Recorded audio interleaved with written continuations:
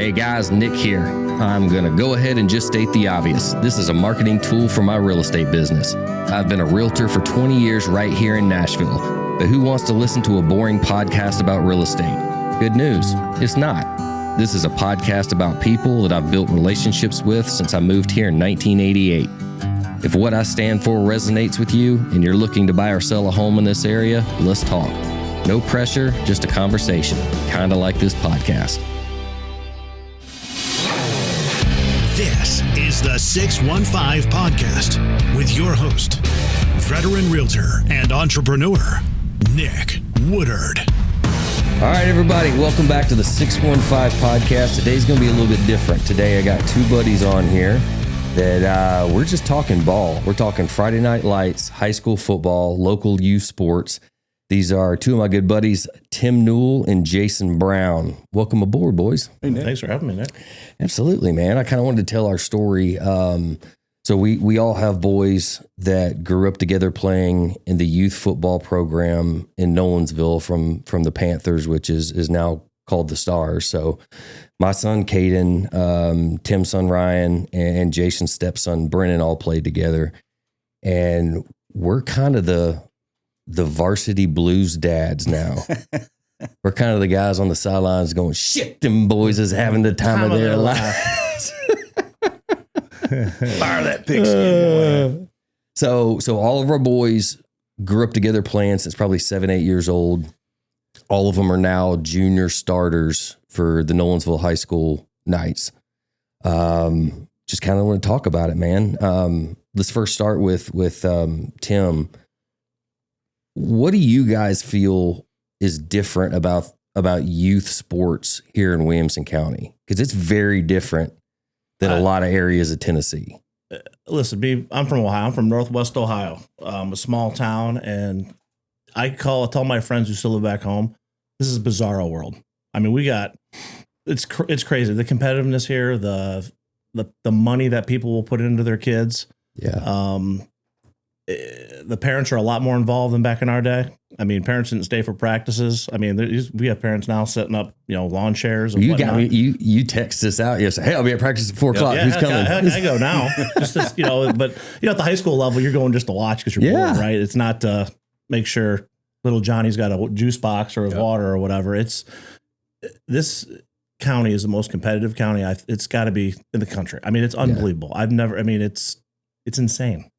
I think it has a lot to do with coaching, like especially at the youth level. When we were with the Panthers, I mean, some of our coaches were Titans coaches and head coaches somewhere and college players. And now they have kids and they're investing back into them. And so you're getting incredible leadership, incredible coaching. Our coaches were like city workers when I played. Do you know what I mean? They came off, they were tarring the street and they still had the boots on. They're coaching. I mean, or now they're just coaching so they don't have to go home. Yeah. And now it's, yeah. So nobody else would Titans do players, like you said. Right. So crazy. Funny story. I guess the boys were, I don't know, they were probably 10, 11 at the time. And we had a new kid join. It may have been flag football or 7-on-7 or something, but I was calling the defense, and one of the dads on the sideline was like, "Hey, I don't want to interfere by any means, but I'm seeing something the offense is doing. Why don't you try this?" And I'm like, "All right, cool."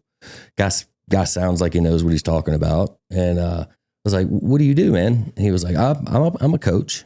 I was like, "Oh, really, man? Yeah, I'd love your insights. Like, where do you coach?" He goes, "The Titans." And I was like, "Get the hell out of here." It was Matt Edwards. Yeah. Matt's down with I think with Jacksonville now. Matt is.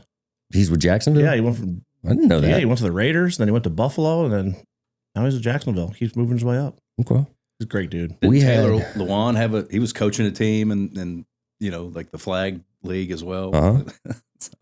Then you had what was the guy from the Titans that made the Dyson? He was coaching around here for a while. Yep. So it's just like these kids they got elite coaching at a young age, and now we're seeing it transition into high school ball. I don't know if he did this year, but I know last year for sure, Kerry Collins was the offensive coordinator at Summit High School. I mean, what? Wow. My science teacher was in high school. You know what I mean? Like, it's just insane. Like Dilford turned the program around at Lipscomb. Yep. Mm-hmm. I think Kerry's still here at Summit, but I could be wrong, but yeah, it's insane. I mean, that's the type of coaching you're in. It's awesome. I think the coolest thing for me now is we had a core of like 9 or 10 kids that played together from the time they were 7 into high school ball now.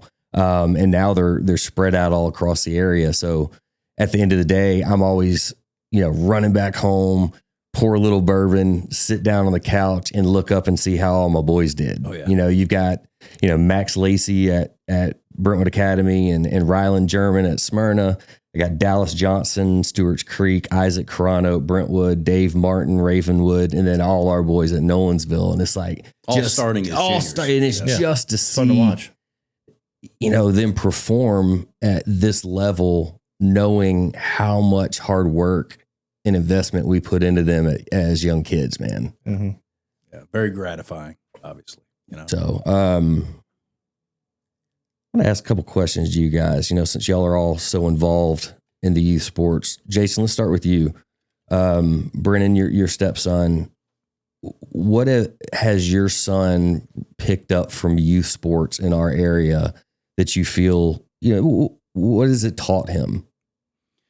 I always have to go back when we talk about Brennan getting into football. And the story I'm going to tell. Yeah. So, football was obviously a big part of my life. And I point to it as I wouldn't be where I am today without playing and coaching football. So, but having said that, Brendan was my stepson. So when they were 9 or 10 when he joined. Yeah. We're at a local basketball game, and Brennan's playing against Caden's team. It's just rec ball.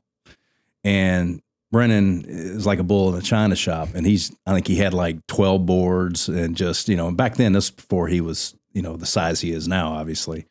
And, we had known each other because you were involved with the purchase when Hillary bought the house that we live in now. So anyway, we had known each other a little bit, and you just kind of came over and said, he needs to play football.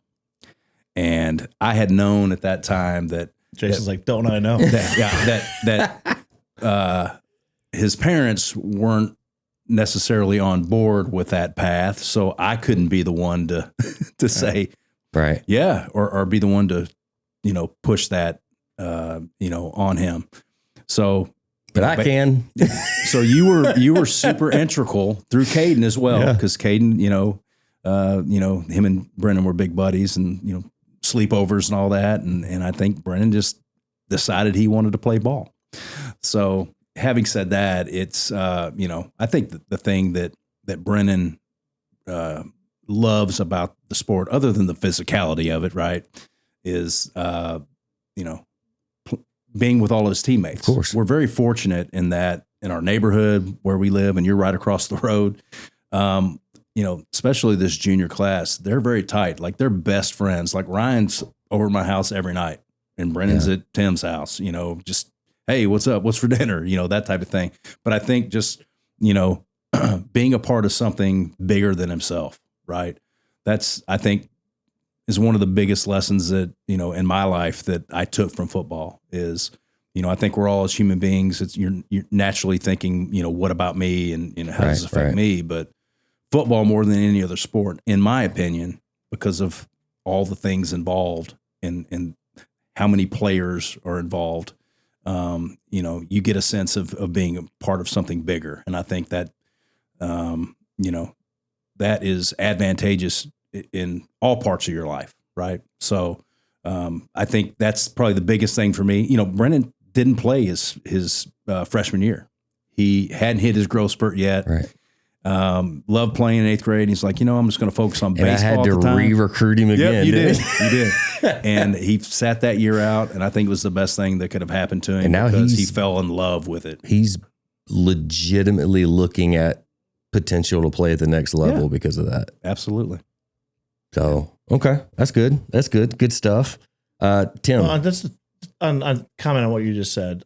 On top of that, I think the boys are realizing kind of what Stidham's been building over there since April, and that is a community team. Oh yeah. We don't have any transfers. We don't have any, portal kids, as we like to say now in high school. And I know there's probably opportunities for them to come, and Coach Stidham, to his credit, was like, you absolutely can play here. You just got to live in 37135 area code. I mean, buy a house here and let's go. Yep. So, and the community gets behind that. And I think if you go to other schools, I don't think you see it as much, but I mean, it's hard not to fall in love with watching those kids play. But two, I mean, the student section is wild. Our band is incredible. I mean, it's like our band goes on the road and plays at Tullahoma and gets a standing ovation from their crowd. Yeah, that was wild and just awesome. The atmosphere, man. It's so like, we're the old guys now. But the funny thing is, when you ask any ex-players that were a part of something what they missed the most about the game, it's always the brotherhood. Absolutely. It's their dudes. Oh, yeah. And so it's the bus rides home, stuff like that. Yeah. So I remember we were at an away game where they won, and Caden or Catherine was like, "Well, just Caden, just get in the truck with us and go home." I'm like, no, like that bus ride home, you remember that for the rest of your life. Mm-hmm. And I've got a thing I've been doing every Thursday night. I write Caden a letter, put it in his truck, and so he gets it on the way to school on Friday, day of the game. And he said it's in crayon. That's weird. Yeah. And that's Tim, ladies and gentlemen. My little sister write me a note. Look for the Tim Newell podcast to be coming out soon. The spinoff. But today I wrote him saying, "Hey man, it's week 9. Yeah. Like this happens quick. Enjoy every snap, every play, all the smells, all the sounds. Everything is quickly being taken away." Yeah. So enjoy these moments because they will be absolutely some of the best that you'll remember. Yeah, 100%. Tim and I were talking on the way over. I think it's a good story to share. Just going a little bit back on my journey in football. That was one of my questions I was going to ask about your past coaching. Yeah. Well, when I played, this was back in the late 80s. I'm older than these two guys, but by about 10 years. But anyway, I got an opportunity and a scholarship to the Naval Academy to play football. So I went through that entire process. Congressional nomination. Jim Bunning was my congressman, Hall of Fame baseball player.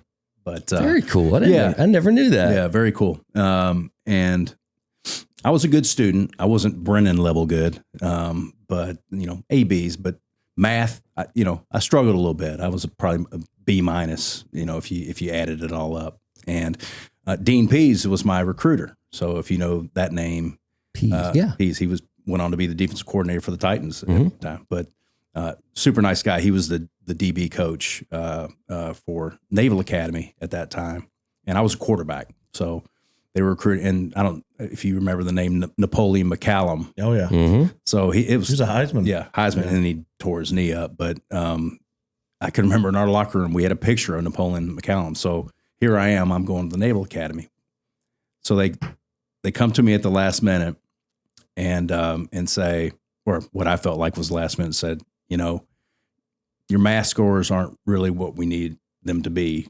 We're going to need you to go to the NAPS program, which is the Naval Academy Prep School, and we'll get your math scores online, and then we'll bring you in. And I was a pretty mature kid, but I made an immature decision, a knee-jerk decision, and said, you know what? I was so just crestfallen, and it was like a ton of bricks fell on me. And I said, I got buddies going to Kentucky. I grew up a Kentucky fan. I'm going to go walk on to Kentucky.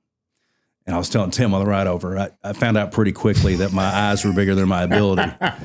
Hurt my shoulder, and that was the end of my career. I'm going to walk into SEC football. I was probably, if today's standards, like an FCS player, that type of level back then. But I tell that story to, emphasize the importance of loving the journey of it, like falling in love with everything. Like you just said, it's passing you by. Embrace every moment of this. And I don't think I did that enough. I was looking at the next thing, and it's a regret I have, but it's what we can impart on our kids now is don't let that happen. Really embrace your journey, because it could be over like that. Fall in love with it. Yeah. Well, let's get into a little bit of, I kind of want to talk a little bit about differences now compared to when we played. Some of the stuff these kids have access to is just mind blowing. They've got 3 or 4 drones, doing film. They have instant feedback on the sideline. Nutrition and weight room training is completely different than when we were growing up. At the end of a series, you'll have, let's say the entire defense come off the field, sit there in front of a big screen TV and literally watch film that they just did. Yeah. We used to get film like 3-4 days later. Yeah. Break it down on a VHS. We had VHS, tape. You were on Beta? Betamax for us. Yeah. No, you know what? They have so much more stuff. If we could have combined what we did and what they did, it'd probably be the perfect mix, because the old school mentality of what we were playing was we had 2-a-days. Yeah. These kids don't have 2-a-days. No. I mean, they have one long. We had 3-a-days at one point. So you got the morning workout. You come back to your house or whatever you eat, or some people don't, it just depends on where you live, or you go to that campground and you guys get, you know what I'm saying? Yeah, and you guys absolutely. are all together as a team and you're running 2-a-days. They don't do that stuff anymore. Yeah. I don't think and they don't tackle enough at practice, in my opinion. So if they could combine some of that with the technology that I'm sure some schools do, I think you'd be lethal, be dangerous. I mean, so one of the funniest stories my dad told me, so, he graduated, I think, 69. So he played back when, they thought water was bad for you. Like, they didn't get water at practice. So he told a story about, they're playing in northern Alabama, down in Coleman area in Hanceville. And, of course, no water on the sideline during practice. He said this was in the middle of, summer workouts or whatever. He said a thunderstorm popped up. And, so everybody kind of, sheltered, got out of the way or whatever. It passed through, and he said a bunch of the guys looked over and saw one of those little green Gatorade cups, full of what, rainwater? Full of water. He said they kicked each other's ass to get to that. I was saying the other day that the best water I ever had in my life was the one water break we had in the middle of football practice. Oh yeah. Did you guys have the deal? We had the trough, almost like cows, with you. The PVC pipe and all those things. No, man, we just had the igloo cooler. You know what I'm talking about? Yeah. Everyone just sucking on that. We had a coach when I played at Brentwood High School, Coach Dickerson. I'll never forget him. Instead of painting the lines on the practice field, he would spray it with diesel fuel. And burn it? So we're out there at practice with diesel fuel fumes everywhere, getting tackled in. Oh, it was brutal, man. It was absolutely a different day. That's hilarious. Different day. But I think the good thing now is, to kind of transition into my next point, is now they're creating such higher IQ players than when we grew up. I don't know if it's, did they grow up playing Madden? Or, we were talking about this. It's got to be something different. I'll let Tim touch on this. I don't think they watch enough football. Ryan doesn't sit down with me, and I used to sit and watch I'm a Browns fan, unfortunately. It's the curse of my life. I talked to my dad today. I'm like, why the hell did you? He's like, he goes, I don't even like him. I'm Joe Burrow since I opened. Anyways, but it's like the curse of my life. Anyway, but I used to watch the Browns. I can name every player. You know what I mean? Yeah. Now, being a huge Ohio State Buckeye fan, the fan will watch it, and they're there, but they're not there. They're on the phone. They're kind of watching, and then they just don't watch enough football. Yeah. In my opinion, I usually Caden watches ball. Caden might, but Ryan doesn't. He said Brendan doesn't watch. No. Yeah, Caden's very different about that. Like he's now they'll watch film and huddle and they'll do all that stuff, but they're not gonna sit there and watch a football game. It's like I taught Caden the basics, but the funny thing is, like, when I was growing up, we weren't such higher IQ players. It was ball snapped, react. Yeah. Like, and Caden can be watching a game and be like, okay, they move this guy here, trying to create this safety's going to roll down to cover that. And I'm sitting there, the asshole acting like I know what I'm talking about when I'm like, he's watching a completely different game than I am. Yeah. Well, the offenses are a lot more complicated than when we play. By far. I mean, we'd play the same high schools every year, and the one team we'd have to scout. They won the wishbone, student body right and left. Here we go. They're going to pass the ball twice, and then like we never even thought of getting into the shotgun when I was playing. Oh no, never. Now we don't take a snap under. The first person to do shotgun was the Cowboys. I believe the Cowboys and Roger Staubach. You probably need a bunch of comments. No, it wasn't. But no one in the 8, everyone was under center. Yeah. I think it's just a different game now, but the higher IQ players stand out way more. Back when we were playing, it was just the dude really stood out. Like now you can have a guy like Caden that's a little bit undersized, that he's in the right place 95% of the time, and that can make up for. We were laughing. We were talking about the coverage he had on that the trick play they tried to run the other day, and us three were the only three standing up in the whole stands because nobody else saw what happened. We were like, I'm like yelling, "Got a boy, Caden!" And my wife's like, "What do you do?" Like, I don't even like did the ball go out? Did you really paying attention? I'm like, But to your point about how you can, I think the drone footage is incredible, especially for a quarterback, because you can really see. Oh yeah, how the defensive backs, based on we used formation, to watch grainy sideline film from the side. You really couldn't get that.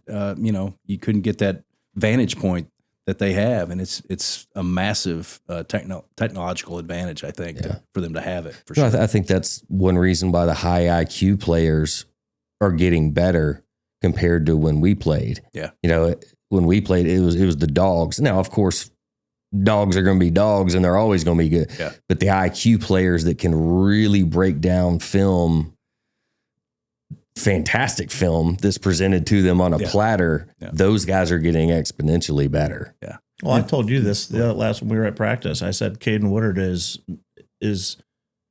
so mature for his age. I said no one knows who Caden is better than Caden. Caden knows he's not Dion, defensive back. He knows he's not Ed Reed, going to knock your head off, but he is never in the wrong spot. No. And he always makes the plays. He's one of the best tacklers I've seen at that age. By the way, he was like that when he was 8. I know, when he was 8, when he was playing. I'm like, So there's any coaches that would like to offer a scholarship. Caden Woodard with Nolensville. That was the advantage, though, of him being smaller and slower when he was littler, because he had to learn the technique. Yeah. He wasn't the guy that could just go up. And he's never lost that technique. And there isn't anybody better on the weeks. No. Well, the funny thing is all of our kids play such a significant role. Like Ryan at quarterback reminds me, he's like a Brett Favre that he trusts himself. Like you got to go make a play. He'll go freaking make a play. He'll put his body on the line. He's a poor man's Diego Pavia. What he is.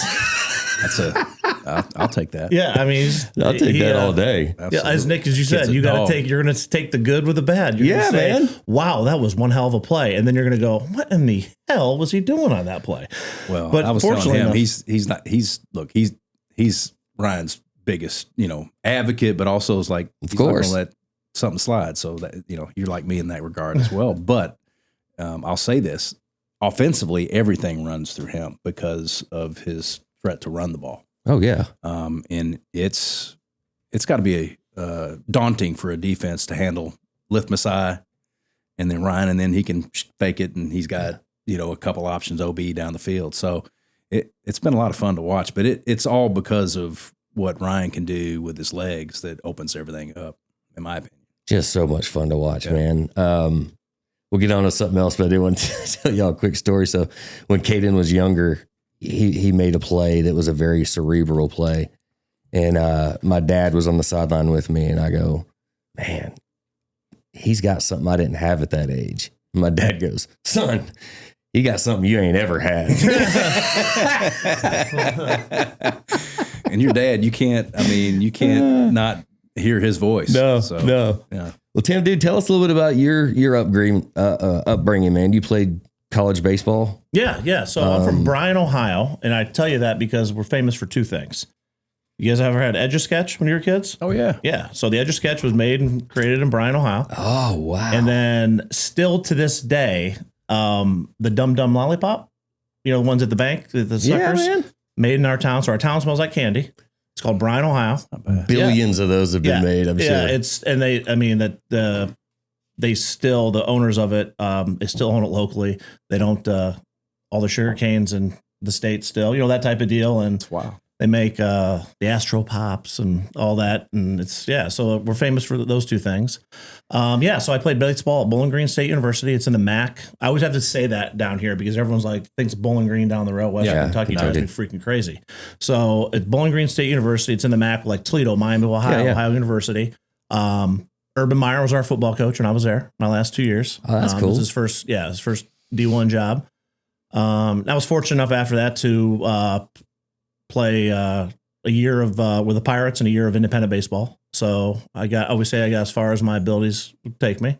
Got to about A ball and rookie ball, and I was a catcher. And when you're 23 years old at the time and you're a catcher, it's like being 114 years old. I think Mike Trout had like 250 career home runs at 23 already, and I'm sitting there in A ball, but it was great. And it was the first time that I learned what levels are. There's levels of this shit, as people say. I was playing against Joe Mauer in a spring training game, and every catcher, you're like, oh, I'm better than him. And I'm watching this guy, and I look at my buddy, I ain't better than him. I go, there's levels of this shit. And then I just realized why he's the first pick of the draft, why he's a Hall of Famer. And also that he had a full ride to play football at Florida State as well. He's also National High School Player of the Year. I mean, there's just, there's a reason why he's in a Hall of Fame, right? So there's always a better dude, man. Yeah, there is. Yeah. There is. And so that was kind of my journey. And then, you understand a lot about baseball. Reason I asked, I want to kind of pull this into our area, our location here in Williamson County. Your son Ryan, like we were talking about football, great player, but he's an elite baseball player. Right.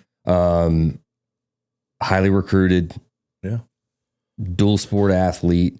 Tell us a little bit about the youth programs here in Nolensville and Williamson County. Like, what wasn't Ryan part of a Little League World Series? Yeah, he was the first Nolensville Little League World Series at 21. We went 3 years in a row. Chris Mercado and Randy Hoof ran those programs. Chris Mercado has been to the Little League World Series, I think 4 or 5 times as a coach. Used to be South Nashville. So he was a part of that. But we started playing baseball at 5, 6, like everyone else, coach pitch. And we just moved here from Columbus, Ohio, and I was started coaching them. And the youth programs are really good down here. But it's a lot, man. I'm just thinking about it. If I have any regrets as a dad, it's the way I operated when Ryan was 6, 7, and 8 years old. I'm like, what in the hell was I doing, man? Like, I mean, the fights that my wife and I have had just from the it's coach pitch, and it's like. Everything is, because this town is so damn competitive and everyone's moving in. You never know who's. But however, now your 16-year-old son is getting serious looks from big time college programs. I mean, he's got looks from hate me now, love me later. Ton of power, ton of Power 4 schools, and it's great, and he loves it. And, but yes, I mean, he's been coached very well by myself. Evan Satinoff coached with me, who also did the Little League. He played college baseball at the University of Tampa. And so I think that's what starts. You got to have people who know, especially in baseball, you got to know the game. Yeah. It's something like baseball, unlike football, you have to start it young. You can't be the greatest athlete in the world and decide you're going to hit a baseball. It just doesn't happen. Yeah. Kind of like saying, let's have Ryan start hockey. You know what I mean? Like, it doesn't make any sense. Those Russians and Canadians, there were 2. It's just different. And so, but it's. Are you seeing things different than maybe when you were growing up, or am I just so far out of the baseball thing? Nick, everything's different. I was watching some of those kids pitch, and I was like, they're throwing mid-90. I can't even see that. Yeah, it starts off the youth level. These parents who don't know what they're doing overuse their kids' arms. I mean, there's so many arm issues at 11, 12 years old. They play way too much. And again, I'm guilty of this as well. They play way too many games. There's too much specialization. I always say there's only so many bullets left in the arm. There's only so many throws you have. And eventually it's no mas, right? And a lot of these kids fire all their bullets and they're 14 years old and can't get it back. And Ryan had a growth plate issue in his elbow when he was 12, maybe 11, 12. And it's common. It just, basically it's your arm telling you enough's enough. Yeah. And the only way to heal it is rest, right? So you go into fall. So these kids aren't resting. They think, they're going to get recruited by Vanderbilt tomorrow. And it's just, it doesn't happen. And it's, when we were playing, we all play 3 sports, right? Or 2 sports. And these kids, Ryan's one of the few kids that plays 2 sports at the high school. Yeah. It just doesn't, and it's youth baseball has caused that. It's just too much for, you have fall ball, you have this ball. It's that kind of transitions me into my next question. Youth sports, whether baseball, football, whatever, I kind of want to talk about, what are some changes we would like to see? Things have changed so much, mainly for the positive, but there's some things that I definitely like to see change. Like, I can't stand this transfer rule where kids can just up and leave, go to the next school. There's stories around here where I think Stewart's Creek kid was like the starting quarterback all through fall camp or all through spring, summer, fall camp, and then transfers 2 weeks before the season starts. It was Lebanon. I think it was Which Lebanon. just totally screws your program. These coaches and everything have You're built. talking about the Centennial quarterback for this year. That was. Yeah, he's a hell of a quarterback. Yeah. He led Page to the state championship last year. It was incredible. And then the guy from Kansas moved in. You can't control that. A guy from Kansas moved in and you do your thing. But yeah, it's that's. Well, I just see it. It's killing chemistry. Being able to transfer, okay, that's one thing, but so late in the game, especially when these programs and coaches have built everything around these players and then they up and leave, it totally destroys the chemistry of the team that year. Absolutely. Or, be able to transfer multiple times, right? Yeah. And like we were talking earlier, what's the most important thing is that brotherhood. Yeah. Like you're going to lose that by having all these kids jumping around. You're not going to have those kids that stayed together since they were 7 years old. Like that's what makes our kids' team so special. I think is they have that chemistry, and these kids aren't going to have it anymore. Yeah, so I don't know, it just drives me nuts, man. This transfer thing. Yeah, it's new, right? It's brand new this year, wasn't it? I believe so. Yeah, I don't even know.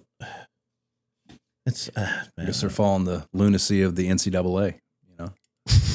It is. It's crazy. And then they'll do things like, I'm transferring to X school because they have ROTC or they have Russian. Right. So they're making some, they have a program, that academically they want to be in, and it's really not what they want to do. Yeah. Play sports. Man, when I was playing in the late 90s, man, football was life. Like I was obsessed with football. That was my everything. Now I'm learning my love for football playing doesn't touch how much I love watching my son play. Yeah. Like it's a whole different experience. Yeah. Remember his first game this year, my dad was like, see, you get it now.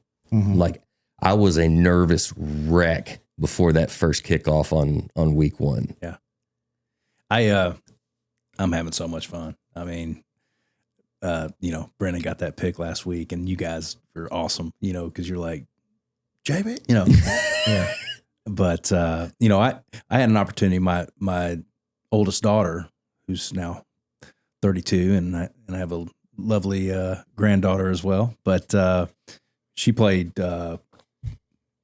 Division II field hockey in college. So she was an All-American at Bellarmine University in Louisville, and got an opportunity to watch her play. Now, just loved every minute of that. In fact, her senior year, I got to travel all around and just made a commitment that I wasn't going to miss any games her senior year, which is one of the fond reflections in my life. But I didn't play field hockey, right? And if you know anything about field hockey, it's fucking complicated, man. And it's hard to watch. It's a lot of stopping and starting. A lot of stop, and it's very official driven. It basically made me want to pull my hair out. But having said that, love the experience, and think back and miss it.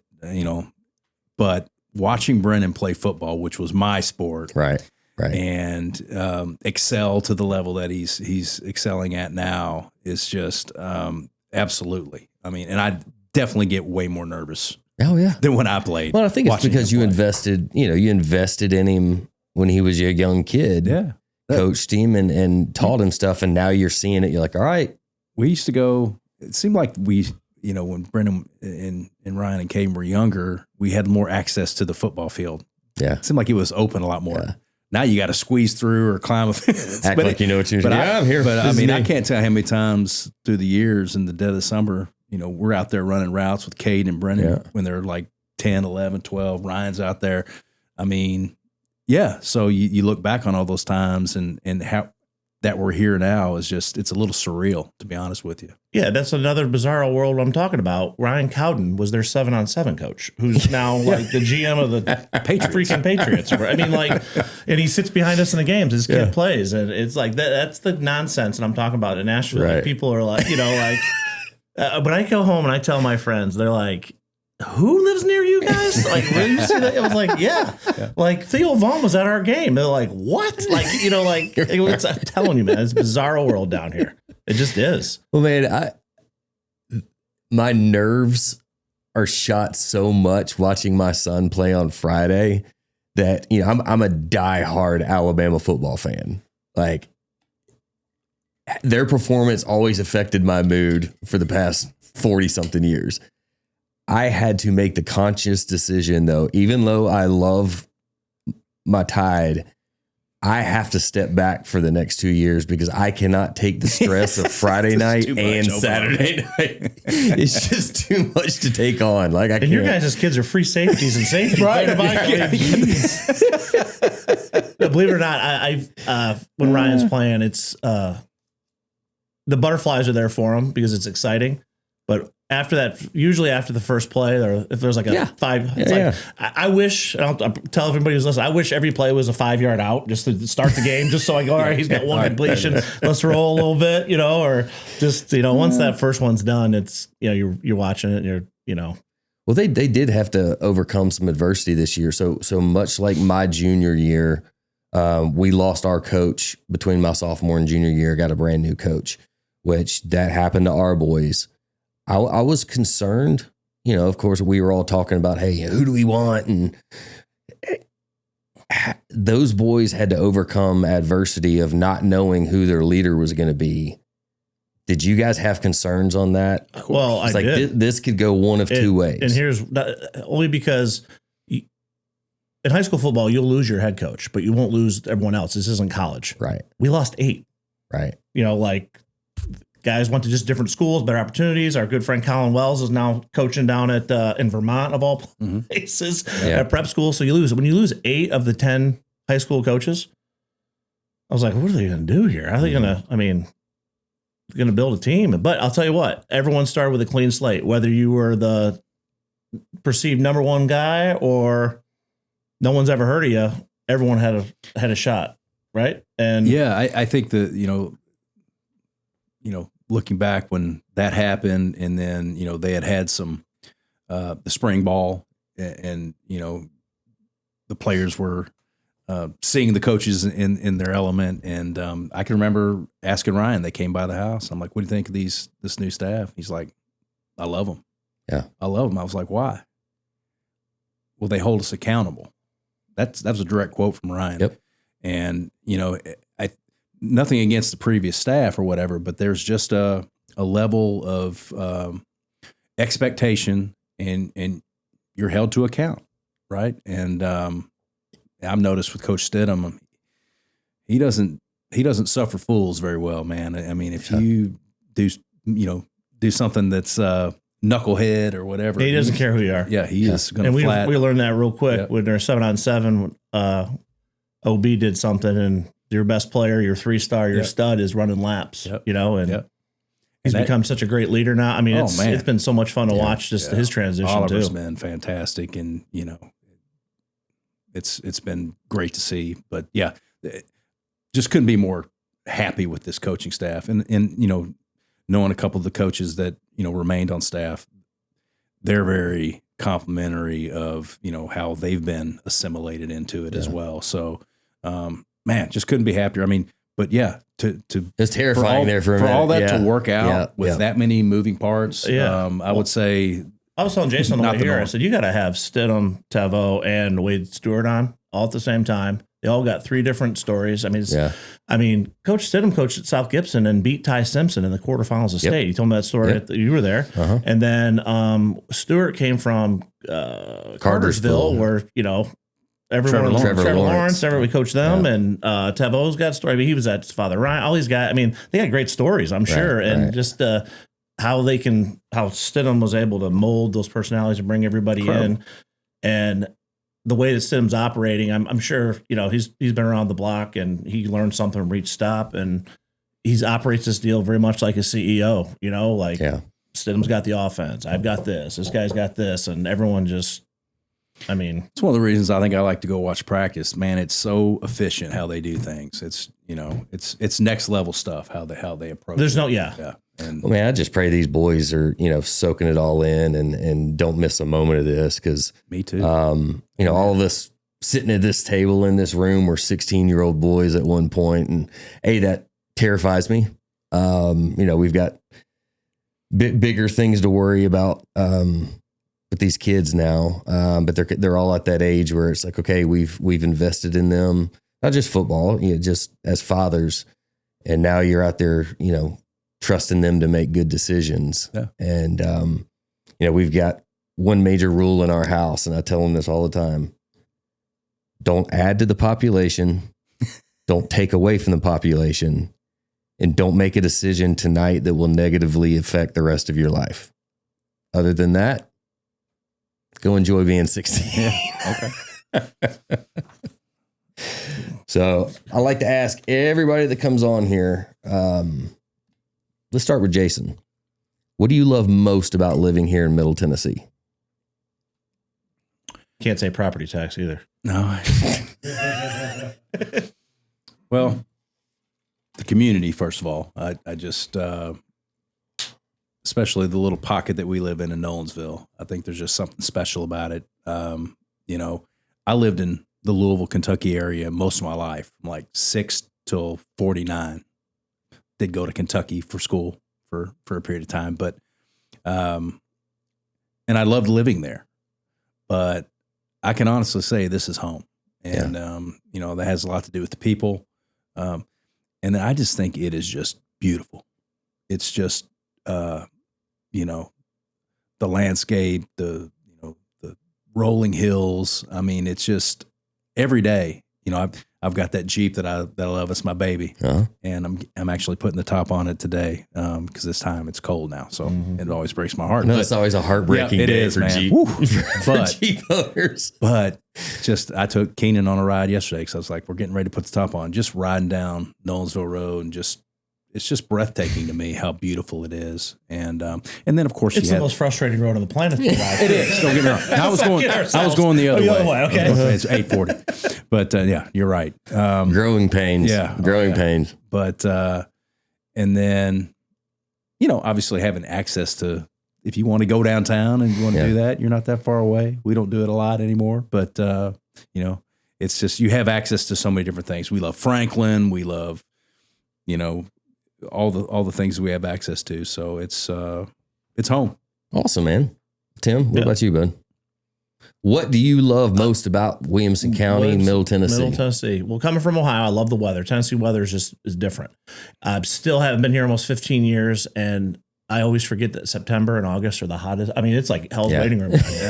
I was for football season. It's hotter than baseball season. It's called fake fall. It's unbelievable. You get that one little glimpse. You think it's turning. Nope. It goes right back. No state income tax is always a positive. That's a great thing. But I always wanted to live in a town like my hometown, but near something. My hometown is an hour from Toledo and an hour from Fort Wayne, Indiana.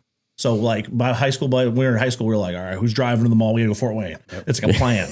Here, so we were able to find this great community of Nolensville, and you're literally what people say, 10 minutes from nothing, but 30 minutes from everything. Yeah. Kind of like the deal. And now that we're actually got some stuff going on. So, which is great. So I love the small town community, yet, it's Nashville, man. Yeah, how do you And then we have the Arrington Winery that's 20 minutes. Man. I mean, there's so much Love stuff to Arrington. do. If you're bored here, you're just an asshole, really. I mean, it's like, And that's our clip. yeah, that's right your there. clip. I mean, it's true. That's my new marketing campaign right Over there. here, you're an If asshole. you're bored here, you're an asshole. It's just Hire me. it's stupid. It's just, It should be it's on a great. t-shirt.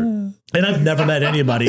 And the cool thing is about like you're more of a unicorn than we are. You're from here. Yeah. Like people, Yeah. like, oh, you're from Brentwood, and all you guys say the same thing. When I was here, Nolensville had the Sonic. That was it. You know, One traffic who light. the hell We was used to all drag that? race out in Nolensville, I hear the same all shit. the Yeah, stories. it's unbelievable. But and I'm sure, and thank you for letting all of us Northerners come down here because we're all proud to be from the North, but none of us want to go back up there. So it's great. And then it's so cool too. And when you're in like, it's college football so big down here that you can tell where everyone's from. There's an Auburn flag. Yep. There's a Buckeye flag. There's a Michigan. I mean, Nebraska. You'll see it from all over. It's this melting pot of. I mean, I told Ryan when people moved to my high school, I thought they were in witness protection. I went to school. I'm like, who the hell is this guy? Like, you know, we don't ask this guy. You know what I mean? Like, I went to school with the same 200 kids from like kindergarten. Ryan gets a new kid in class. I mean, weekly it seems like. Is everyone's moving? That's great for you being a realtor. But yeah, sorry. It's bittersweet, man. You know, it's hard to see the area you grew up in explode. But like I tell people all the time, I've seen areas that go the opposite way, and you sure don't want that. Mm-hmm. You know, secret's out. It's a fantastic place. It is what it is. So, well, boys, we're taping this on Friday morning. It is game day. The boys have Rossview tonight. Another Friday night is about to come and go. So soak it all in. And we clinched first round home game. Yep. Playoffs. That's a big deal. Yeah. We actually got some football weather tonight. We do. I can't wait. It's going to be great, man. 55 at game time. Yeah, man. That's perfect. Let's go get a dub. Yeah, man.